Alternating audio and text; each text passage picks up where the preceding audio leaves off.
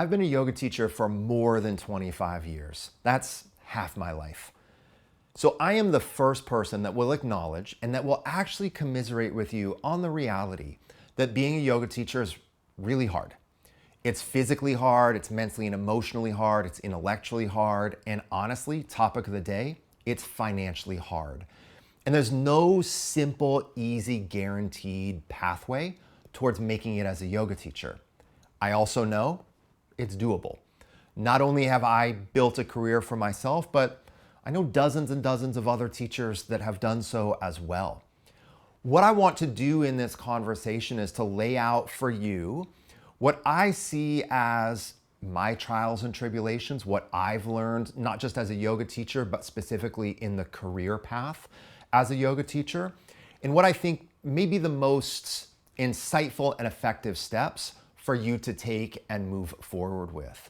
In all of my yoga teacher training programs, like the one I'm pitching a little bit right now, upcoming in the end of July, I want to make the path towards your livelihood, personal and professional success, more straightforward, more organized, and more structured and more clear than the path that I personally took.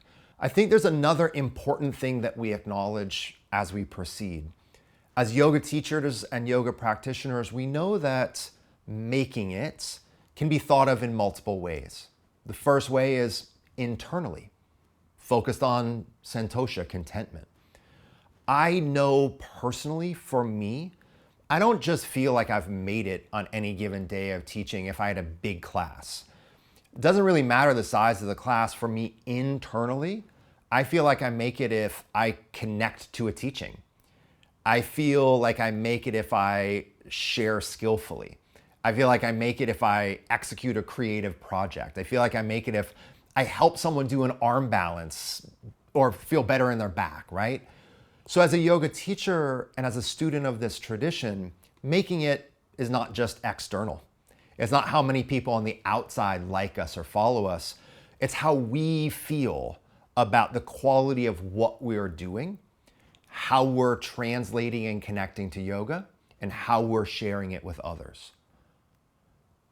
But making it as a yoga teacher also has a financial reality. So we can talk about it, and we will focus in this conversation about making it externally. Simply put, how do we make a living? Whether it's a part-time living or a full-time living is a little bit up to you and your discretion and some various external factors of your life. But I want to lay out for you what I think your best steps are and the things in my path that I've done better and the things in my path that I've had a challenge with. I also want to lay out at various intervals in our conversations the direct ways that I think my teacher training programs can support you in your livelihood. For me, by far, the single biggest components or ingredient for me making it as a yoga teacher, both internally and externally, was my education. I will say it this way, everybody. There is a 0% chance I think I would be sitting here today if I didn't get the 1,000-hour teacher training education that I had with Rodney Yee, Richard Rosen, Mary Piffard, Patricia Sullivan, and more. Do I think it needs to be 1,000 hours? Not necessarily. But do I think a yoga education needs to be comprehensive, complete, structured, and modern? Absolutely. And here's why I knew that going into the training. I knew going into a teacher training program, and what I want to share with you, that financially you're going to have to teach a lot of classes. You already know this, right? But you're going to have to teach a lot of classes to a lot of people in a lot of different environments for a lot of years, which means you need a very deep level of knowledge. You need to know your stuff inside and out. You need to know your technique inside and out. Another thing that you want to know, and you may already know, but I'll make this really clear, I had a sense that if I ever wanted to train teachers, if I ever wanted to teach workshops, if I ever wanted to teach a series, at that time, Yoga Journal magazine was really popular, and I knew that I wanted to write articles for Yoga Journal magazine. I knew that if I was going to have more exposure and more opportunity to teach higher profile things, I knew I was going to need the deep education to do so. I also understood, everybody, that to some degree, I was going to have a lot of general knowledge, but I was also going to have to be able to specialize. I knew that I would have to be able to teach a good all-around vinyasa flow. I knew I'd have to teach a good all-around hatha yoga class. But I also knew that I would have to be able to teach specialized workshops on hip opening and arm balancing or back bending, or 26, 27 years later, a conversation about making it. For me, that education was the single biggest piece that not only gave me the knowledge base, the skill set, the critical thinking skills, but gave me the confidence.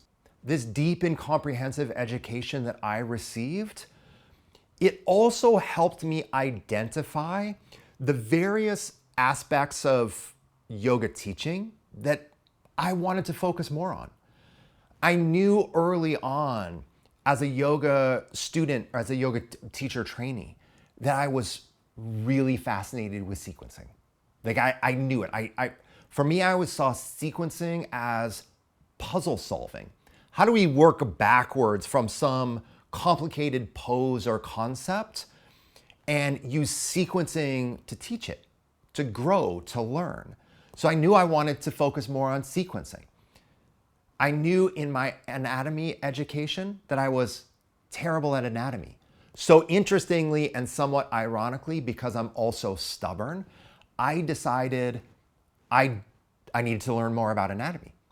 I knew that I wanted to focus on anatomy. Unlike sequencing, I wanted to focus on learning more about anatomy and even eventually teach anatomy, because that felt to me like the biggest push, the hardest element to develop. I also knew that I was really interested in technique, right? Postural technique, alignment, making various kind of nuanced actions within the body. And I also knew that I was really drawn to the practical wisdom of yoga philosophical insight. So as a yoga teacher with the education that I had, yes, it was very comprehensive in general, but it also helped me dial in to those 4 things that I wanted to pursue more. And what you see right now, honestly, is those are the things that I've largely built a career on. So those things that I was most interested in and felt most internally successful learning about are the things that I've created podcasts on, created workshops on, created online trainings on, short format, long format. So what I've been able to parlay, everybody, is through the education, a clear understanding of my focal points, and then the ability to then translate those focal points into content that I can share with others and feel successful because I get to share with others and teach. But also those are the things that I've largely monetized and built a business on. In addition to our education, let's now look at the 4 critical elements of developing a livelihood as a yoga teacher, beginning first with our mindset, followed by understanding more about the yoga economy, about yoga business basics. Then we'll follow up with a conversation about the essentials, the absolute essentials of developing and maintaining a student base. And then finally, we'll talk about how important it is to be adaptable and to embrace change. The mindset that I'm going to encourage you to move forward with as a yoga teacher is to think about yourself as the CEO or the general manager of a small independent business. That's really what you are. You're not just showing up and teaching. You can't do that. You can do that, but that's never really going to scale. Think, everybody, about the equivalent of just showing up and teaching is the equivalent of working at a store, showing up to work at that store. You're not really involved in the marketing. You're not involved in the development. You're not involved in the strategic decisions. You're also not involved really in the revenue, your work for hire. And to some degree, as a yoga teacher, we show up and teach our class, don't get me wrong. But you want to have a mindset that your teaching career is its own business, its own entity. So rather than just showing up to teach, you showing up to teach is part of a broader strategy. You want, when you're a yoga teacher trying to make it and develop a livelihood, you want to really think about maintaining professional relationships. You want to think about building strategic relationships. You want to think about building a strategic marketing protocol. You might think about creating a business plan. You might, like most independent businesses do, not just think about 1 hour at a time. As a yoga teacher of a certain level, I beg you, do not just think about your career as 1 hour at a time. It's almost impossible to build from there. You want to step back and think to yourself, okay, what are the things that I want to teach and focus on over the next couple of weeks and months? What are the workshops that I might teach over the next couple of weeks and months? What down the road might be a training that I'm going to do? What might be a retreat that I'm going to do? And if you are anything like me, that's nerve-wracking. I promise you, that's the last thing I've ever wanted to do. And those are not the things that my brain does well. But I'm a good yoga teacher and I want to have this as a job, which means I have to actually think beyond the scope of just showing up for class.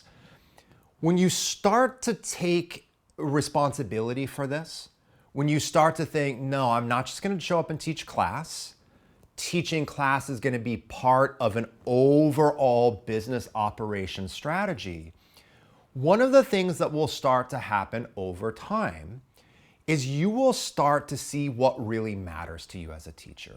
Like I was saying earlier, you'll start to think, if you think more strategically about your own content and what you want to focus on, is exactly that.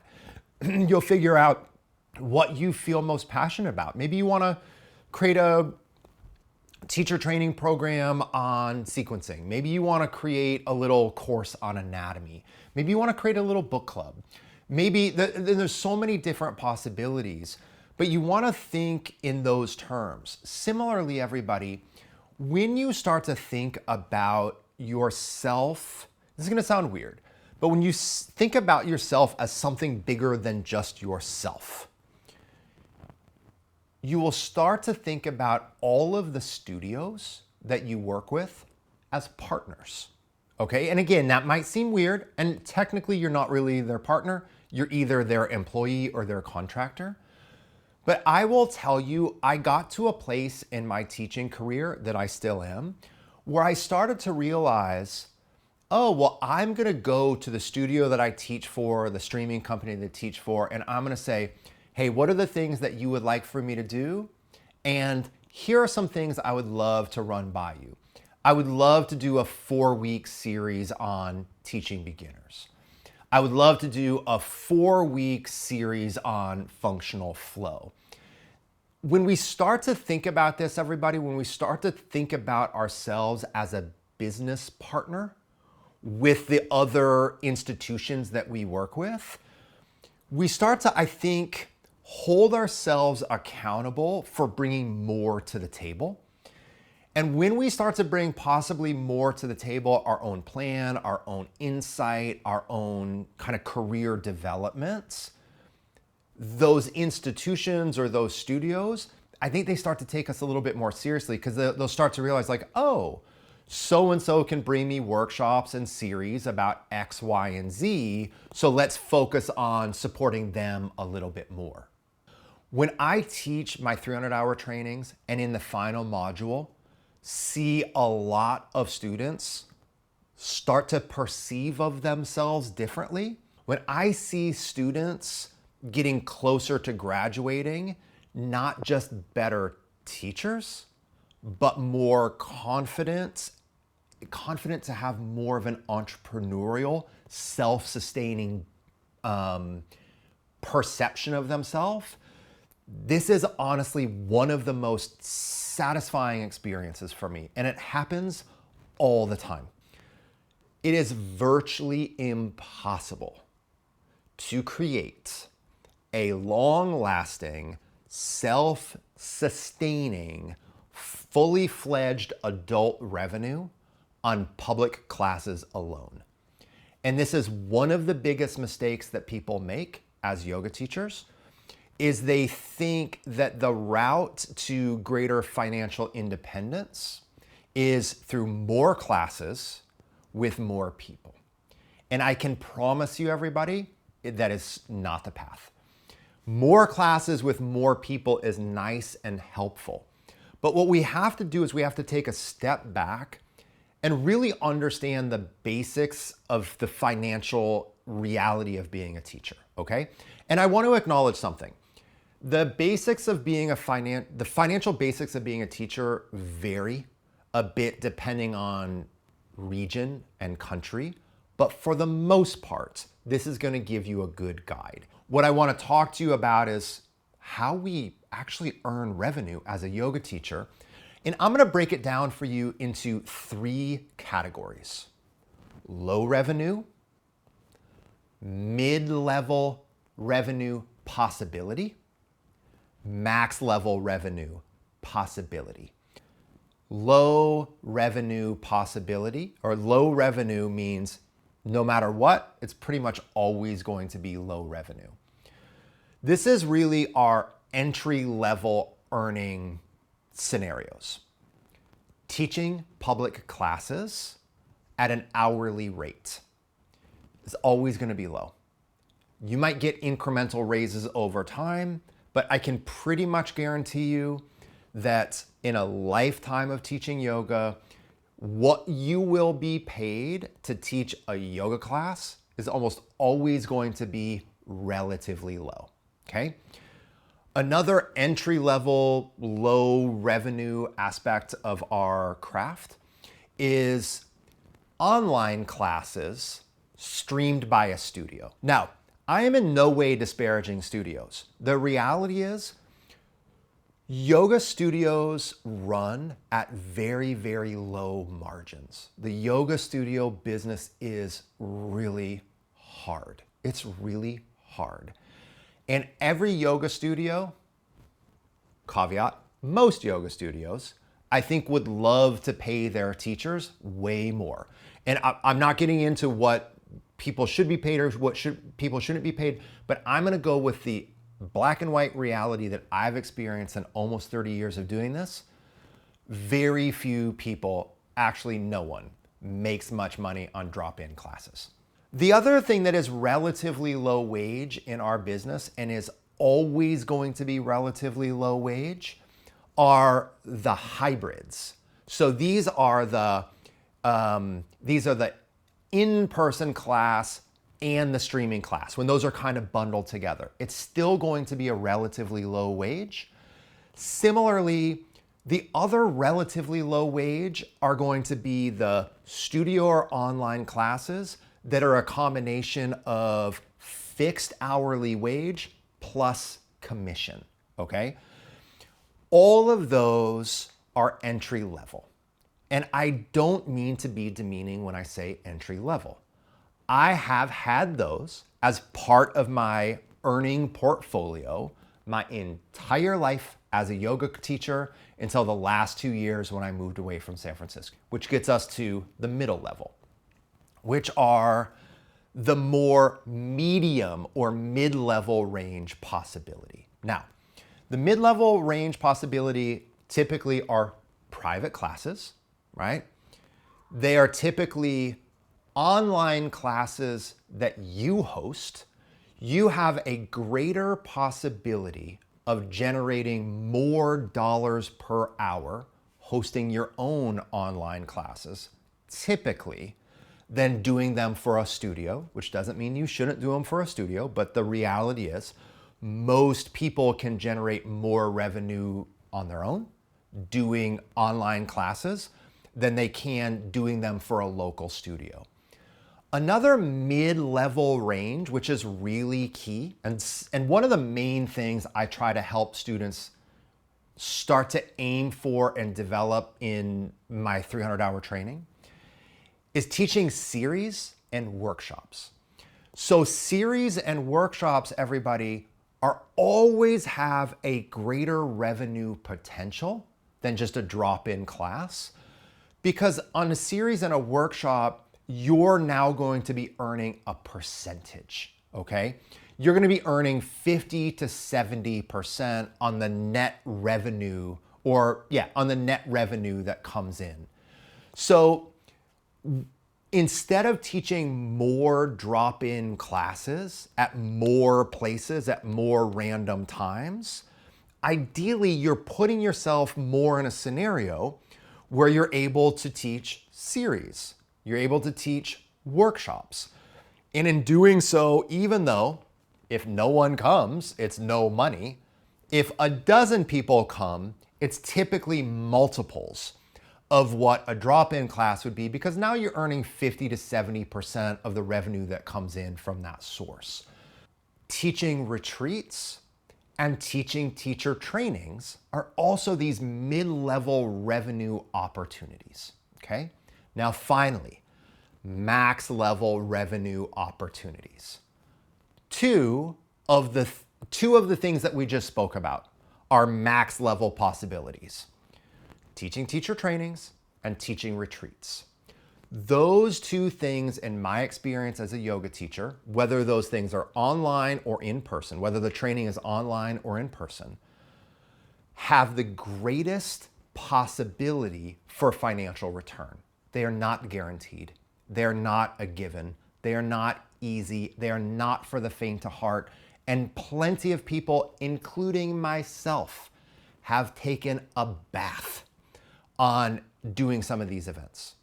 But in terms of max revenue potential, there is greater potential in teacher trainings, in person or online, and in retreats than there are in all of those other aspects.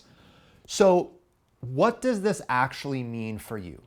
I think this means a couple of things for you. Number one, over time, do not freak out, do not stress. This is an overtime agenda. Over time, you want to be doing fewer of the lower wage environments and more of the higher wage possibility environments. Ultimately, as a yoga teacher, I think you need to have your foot in most doors. To make it financially as a yoga teacher in the long run, I think you need a piece of all of those pies, or at least a few of those pies. But you have to have the mindset and the stark economic understanding that more and more and more of your time over time should be focused on the higher revenue possibility and less time on the lower revenue possibility. Teaching a retreat, teaching a workshop, teaching a series, these are all different educational environments. And I'm telling you what, a lot of teachers just don't have any exposure to do it. They just don't know how to do it. I can promise you there's a lot of you watching this conversation that just don't know how to do it. How do you teach a series? How do you teach a private? How do you teach a 20-minute class online? How do you teach a retreat? This is where, for me specifically, I can actually help the most.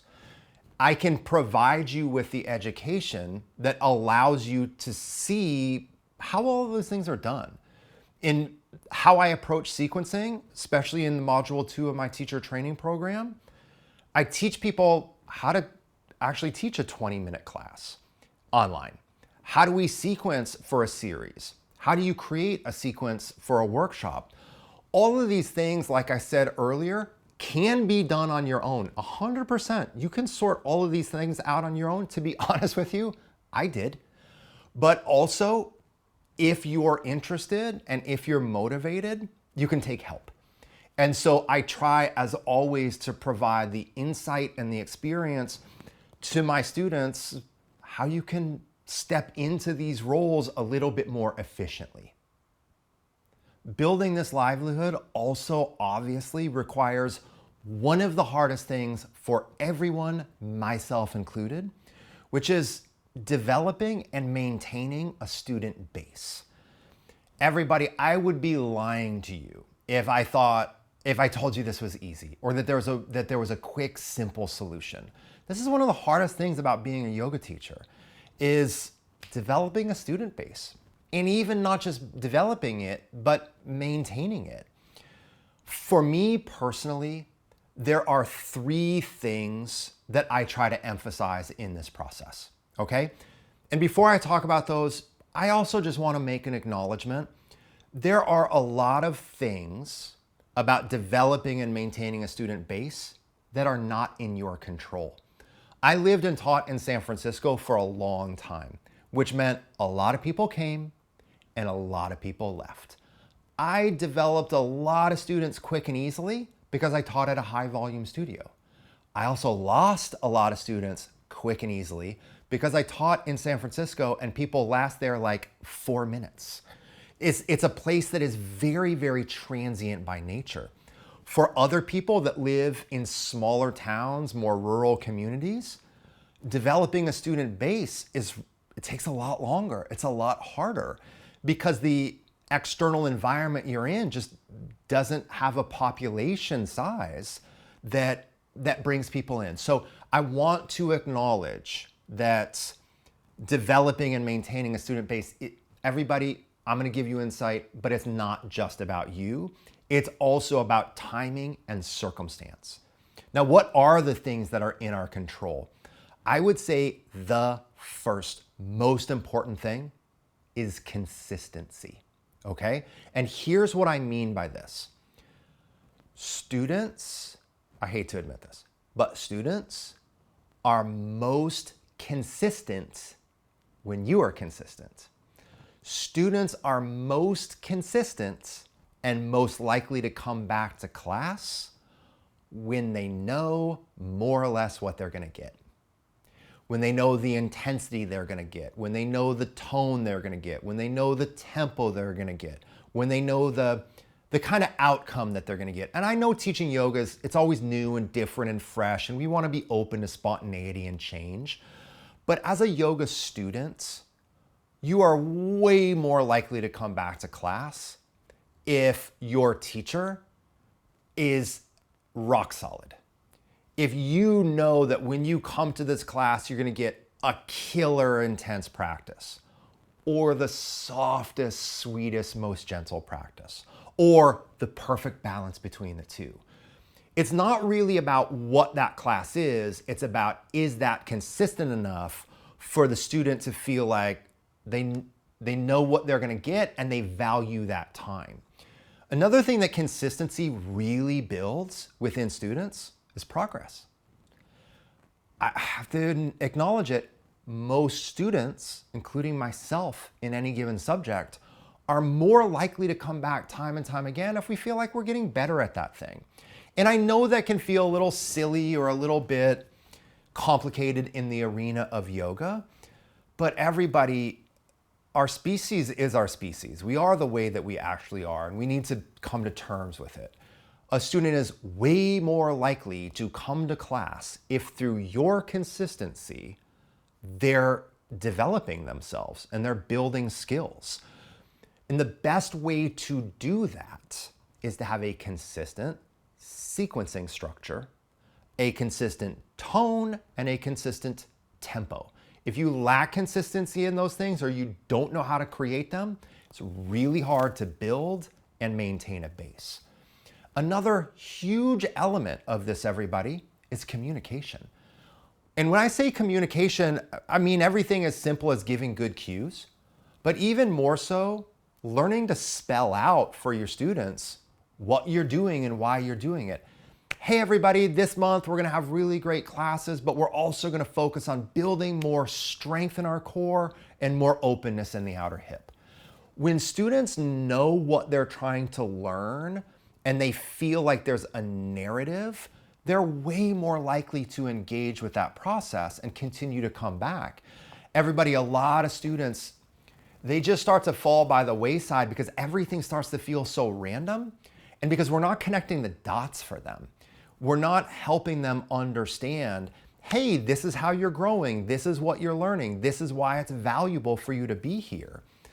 Another thing about this level of communication is that when you help connect dots for your students and you do simple things like this, hey everybody, thanks a ton for coming to class. Next week, we're gonna continue to focus on X, Y, and Z. I would love for you to be there. We build community. And when we build community, which is kind of the last overt facet of developing and maintaining a student base, when you build community, literally just by telling people that you appreciate them, I mean, you have to mean it, but by you appreciate them, you get to know them, you see them, you help them, you're nice, you're a good host, you thank them for coming, and you tell them, I'd love to see you again. Those things, I used to feel so embarrassed. Literally, I felt so embarrassed and so cheesy to say those things. But as a student, because I'm a student too, I'm a student of yoga and I'm a student of other things. When my coach says, everybody, thanks for coming to class, it means a lot. I would love to see you next week. I feel valued. I'll just tell you, as a student, I feel more valued. I hear that. That matters to me. And it makes me think, oh, I'm part of something. And you know what we want? We want to be part of something. So the better and more sincerely we're able to do that, the more important it is. Finally, along the lines of communications and community, is also just having basic marketing strategies, like basic email list, basic social media, like basic consistent social media strategy, even things along the lines of, these are the things that we were working on last week, super excited to build on it next week. I would love for you to join me. The final aspect of making it as a yoga teacher, or at least the final aspect that we have time to really focus on, is adapting to change. And I would say even more, embracing change. Everybody, I literally started teaching yoga in the era where we made our own flyers for workshops and put them on telephone poles, okay? And you know what we're doing right now?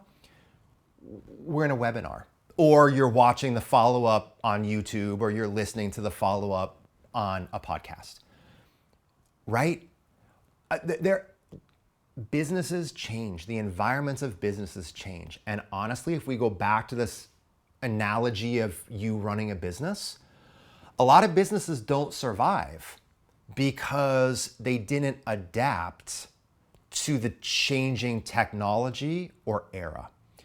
And I don't like that reality. I don't love all of the marketing, all of the email communications that I have to do to have this job that I love.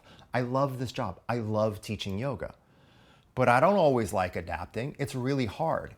And I will tell you right now, I don't know what's next.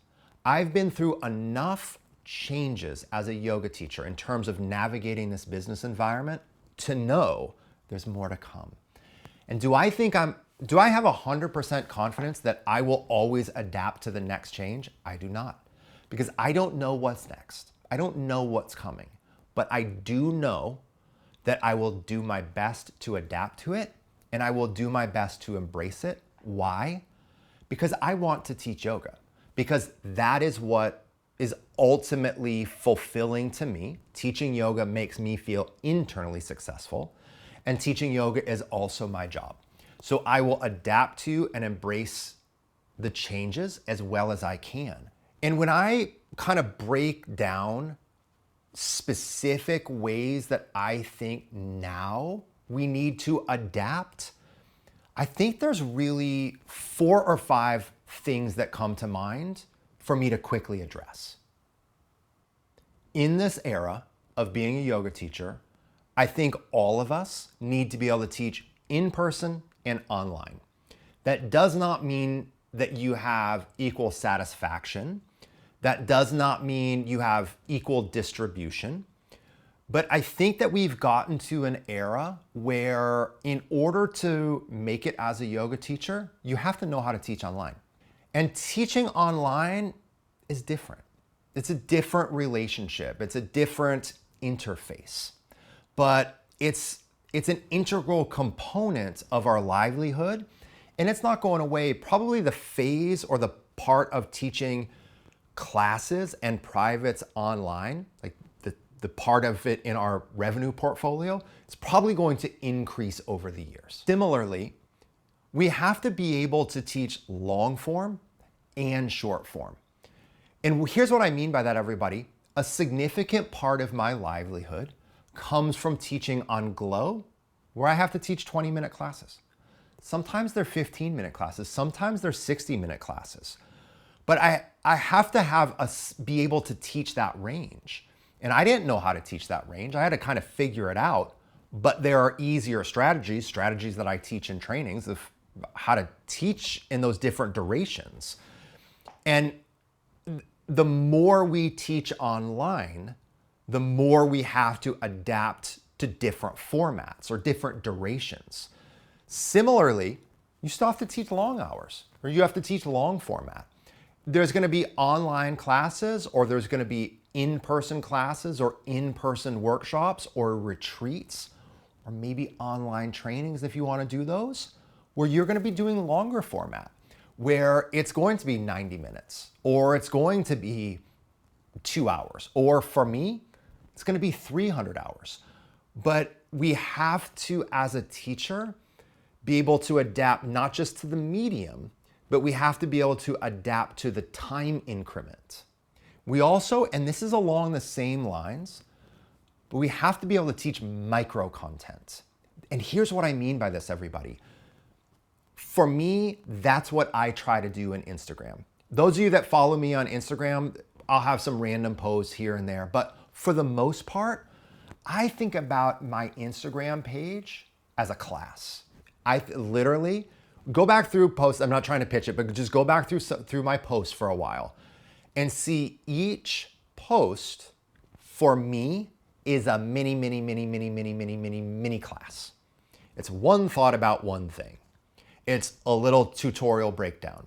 It's a little insight about the experience of being a teacher. It's a little insight about the experience of being a student. But it's this tiny little microclimates that I use to teach and hopefully entice interest in my longer form work. One of the things that we want to embrace and adapt to are new ways of engaging with and teaching students. So here's what I mean by this. Online privates, online small classes, online book clubs, public classes that is a 4-week series with an online once-a-week component, hybrids. Everybody, as a yoga teacher, there's never been more opportunity to teach. Yes, it's harder to stand out. Yes, it's more confusing. Yes, it's way more overwhelming. Yes, as yoga teachers, we have like crazy fatigue when it comes to choices we have to make. But we've never actually had more opportunities to figure out how we can teach yoga to people. And for me, it's been really interesting over the years to say, okay, well, what can I do in YouTube? What can I do in webinars? What can we do in podcasts? What can I do in social media? And are those in part marketing outlets? Yes, totally. But is that what they mostly are? No, mostly they're me teaching yoga. The vast majority of people that click on a link, that go to my podcast, that go to my social media, they're learning there. Like they're engaging there. And so as a teacher, if you see yourself as having an incredible amount of opportunities to hybridize, to engage, we don't just rely on the 4 corners of a yoga studio and a fixed time anymore. Yes, that's overwhelming. But if you take a step back and pause, you also see there's a lot of interesting things that maybe you start to create, that maybe you start to develop, that maybe you start to combine. So I think the more you are excited about embracing change and being innovative, not only are you going to be more personally satisfied, but you're going to have more opportunities to generate a living. Okay, everybody, I know this is a lot. And before I conclude, I want to beg something of you, which is don't panic. Don't panic. None of this is easy. None of this is simple.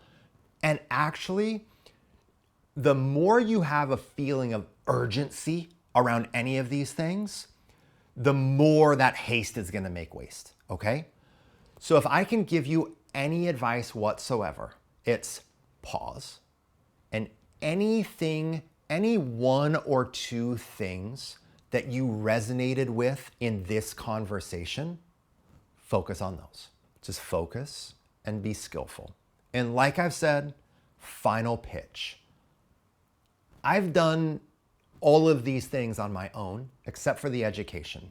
And I will say it again, I wouldn't be here without it because I wouldn't know what I know. I also wouldn't have the skill and the confidence to continue to go.